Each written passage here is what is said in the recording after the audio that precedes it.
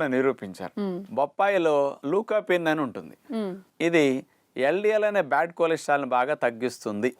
అందుకని బొప్పాయి రెగ్యులర్గా బ్యాడ్ కొలెస్ట్రాల్ ఎక్కువ ఉన్నవారు, ట్రైగ్లిజరైడ్స్ ఎక్కువ ఉన్నవారు తీసుకోవటం వల్ల మంచి మేలే జరుగుతుంది అనమాట. ఇంకొకటి తీసుకుంటే చర్మ సౌందర్యానికి చాలా మంచిది. మన చర్మం కింద కొలాజన్ మెష్ ఉంటుందండి.